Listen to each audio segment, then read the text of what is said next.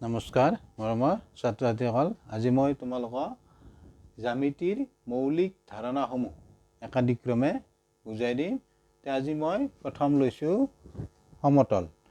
গণিতত সকলো দিশতে অন্তহীনভাৱে বিস্তৃত মসৃণ পৃষ্ঠক সমতল বোলে, প্লেন বোলে। যেনে এখন টেবুলৰ ওপৰ অংশ, বেৰৰ পৃষ্ঠভাগ, কাগজৰ পৃষ্ঠভাগ, ব্লেকবোৰ্ডৰ পৃষ্ঠ সমতল পৃষ্ঠ। ভাল বুজি? এতিয়া সমতলৰ ধৰ্ম চোৱা, প্ৰপাৰ্টি। সমতল এখনৰ কোনো সীমা নাই।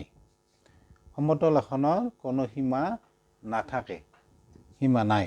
যদিও চিত্ৰবোৰ সীমিত অঞ্চলত আঁকি দেখুওৱা হয়। যেনে চোৱা, আমি কাগজৰ সীমিত অঞ্চলত আমি ত্ৰিভুজ, চতুৰ্ভুজ, বৃত্ত আদি আঁকো। গতিকে তোমালোকে সমতলৰ ধাৰণা বুলি ক'লে তুমি এনেদৰে মনত ৰাখিবা, গণিতত সকলো দিশতে অন্তহীনভাৱে বিস্তৃত মসৃণ পৃষ্ঠক সমতল বোলে। মসৃণ মানে খহটা নহয়, স্মুথ। যেনে এখন টেবুলৰ ওপৰ অংশ নাইবা ব্লেকবোৰ্ডৰ পৃষ্ঠ আদি সমতল পৃষ্ঠ।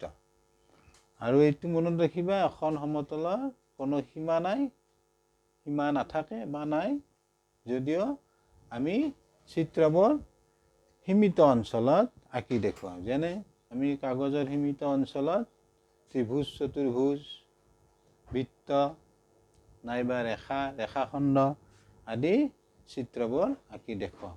গতিকে তোমালোকে বুজি পালানে নাই কমেণ্টত জনাবা, আৰু লগতে ভিডিঅ'টো লাইক, শ্বেয়াৰ, ছাবস্ক্ৰাইব কৰিবা।